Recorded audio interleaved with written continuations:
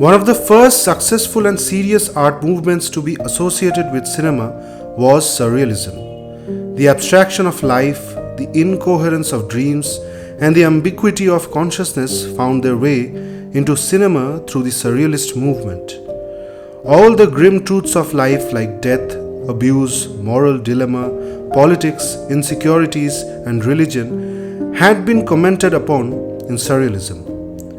People loosely use the word surreal to denote something strange and alien to their experience, but Surrealism had its roots in a very serious time in the history of Europe. When Europe was recovering from the gruesome aftermath of the First World War, a group in France set out to redefine the philosophies, aesthetics, and art of the times with new ideas, which were disruptive and straight up in contradiction with the traditional norms. This group, led by Robert-André Breton, started challenging all ideas that constituted art and establishment prior to that and started the movement called Dadaism. In the article titled "What is Dada?", Donna M. Christiansen observes, "What does this word mean? Nothing. It means the tail of a holy cow to crew Negroes, a cube to the Italians, mother to the Romanians, a hobby horse to the French, a nurse to the Russians, father to the Americans, and everything to an incoherent babbling baby of any nationality." Dadaism was more of a protest than a movement, which began in 1915 and continued till 1924. It was based on three main pillars, namely spontaneity, negation, and absurdity. Christiansen also says, there is no difference between the choice of cake or cherries for dessert and the choice of heaven or hell. The word improvement is unintelligible to a Dadaist. Behind it, he sees the hammering and sawing, which is useless, aimless, and vile in life. The negative attitude of Dadaism is intended to show the lack of real value. Everything is given an illusory importance. Out of the ashes of Dadaism emerged Surrealism. Breton himself defined Surrealism as the act of going out into the street with a revolver in hand and firing at random into the crowd as often as possible. Surrealist cinema had started gaining popularity from the mid-1920s with films like Entr'acte and Seychelles and The Clergyman, but no other film popularized the movement as widely as Louis Buñuel and Salvador Dali's Un Chien Andalou.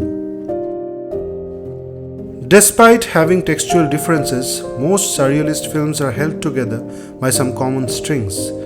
There is a quest for the real beyond the surface of what is immediately visible.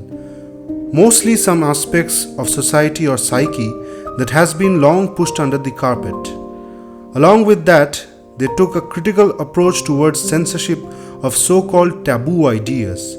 Repressed feelings, eroticism, and sexuality formed one of the key constructs of surrealist films.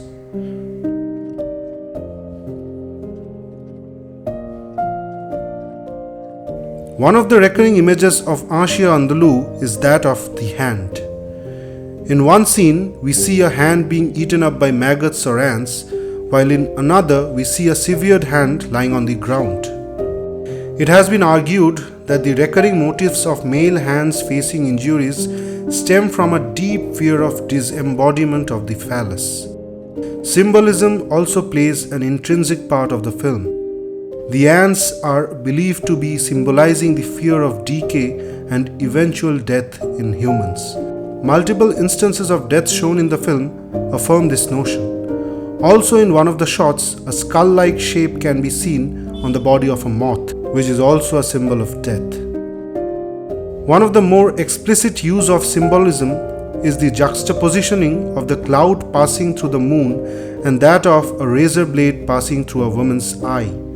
This seems to be a representation of the coexistence of beauty and violence within the realms of our society. In Buñuel's own words, the film seems to be the involuntary imitation of the dream. In the earlier shots of Un Chien Andalou, the female character appears without an introduction or an establishment shot. This may be interpreted as her being an imagination or dream of the man with the razor.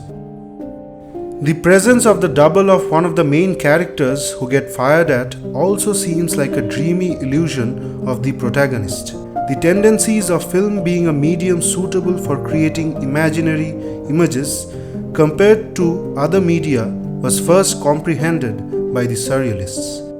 The fact that film could portray a dreamlike state and disjointed images with fluidity which no other medium could was well captured in these early surrealist films.